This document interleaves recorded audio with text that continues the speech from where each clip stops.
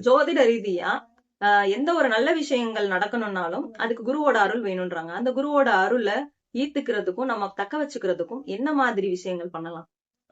எல்லாத்துக்குமே குருவுடைய அருள் தேவை. அந்த குருவுடைய அருளை நம்ம வந்து பக்கத்துல வச்சுக்கிறதா, கூடவே வச்சுக்கிறதா? இப்ப எனக்கு முன்னாடி இப்போ குருவை நான் வச்சுக்கிறதுக்கும் என் கூடவே குரு வச்சுக்கிறதுக்கும் வித்தியாசம் இருக்குல்ல.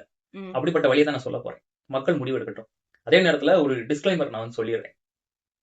இத பார்க்கக்கூடிய கேட்கக்கூடிய நிறைய பேருக்கு குழப்பங்கள் நிறைய வரும். அந்த குழப்பத்துக்கு காரணம் ஏற்கனவே அவங்க தெரிஞ்சுக்கிட்ட விஷயங்கள்.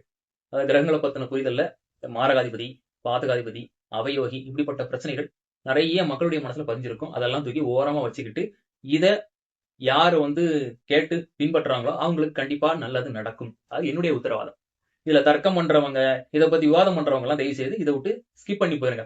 நான் சொல்லக்கூடிய விஷயம், நாளைக்கு பொழுது விடிஞ்சா எனக்கு என்னன்னு தெரியாது. நான் கஷ்டத்துல இருக்கேன். ஆனா கடவுளை நம்புறேன். எனக்கு கடவுள் ஏதாவது வழிகாட்டுவாரன்னு நினைக்கிறவங்களுக்காக மட்டும்தான் இந்த வீடியோ. சரிங்களா? அதிமேதாவிகளுக்கோ இல்ல புத்திசாலிகளுக்கோ பெரிய ஆன்மீகவாதிகளுக்கோ நான் சொல்லல. அப்பாவி மக்களுக்காக, பாமரர்களுக்காக சொல்ற விஷயம். நம்பிக்கை விருப்பம் உள்ளவங்க செய்யட்டும்.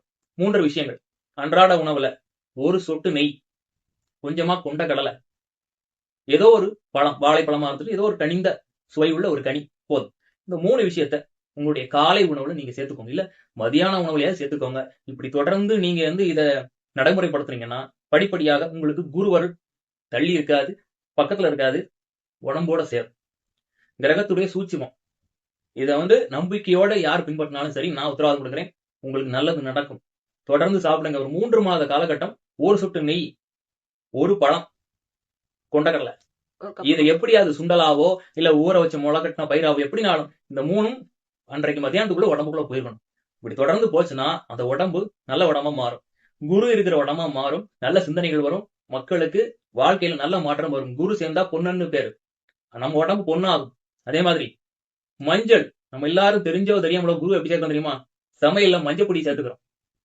மக்களுக்கு அது தெரிய மாட்டேங்குது. நம்ம எப்படியெல்லாம் இவன் யாராவது இந்த பாதகாதிபதி, மகாராதிபதினு சொல்றாங்கன்ற ஒரு கேள்வி இருக்கு. அன்றாடம் நம்ம சமையல்ல சேர்க்கக்கூடிய உணவுப் பொருட்கள்ல நவக்கிரக காரகத்துவங்கள் இருக்கும். அது அளவோடி இருக்கும்.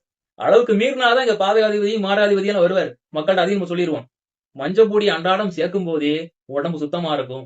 நல்ல சிந்தனைகள் வரும். அதனால மஞ்சள் பொடிய 3 நேர சமையல்ல கண்டிப்பா இருக்கணும். நம்ம சாப்பிடுற சாப்பாட்டுல கண்டிப்பா இருக்கணும்.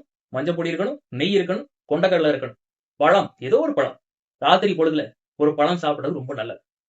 இதை பின்பற்றினாலே போதும். உங்க வாழ்க்கையில கஷ்டங்கிறது ஒரு முடிவுக்கு வரும். ஆனா தொடர்ந்து நீங்க இதை சாப்பிடுங்க. வாங்கி வச்சிருங்க. இவ்வளவு நெய் தேவைப்படும். ஒரு சொட்டு நெய் தானே. ஒரு 1/4 கிலோ நெய், சுத்தமான நெய். டெய்லி தேவைப்படுறது கொண்டக்கடலை கிடைக்கும். 1 கிலோ வாங்கி வச்சுக்கலாம். பழம் மட்டும் தினமும் வாங்கிக்கோங்க. இதை பழகிட்டு வந்தாலே போதும். வாழ்க்கையில கஷ்டம் தீரும், நல்ல சிந்தனை வரும்.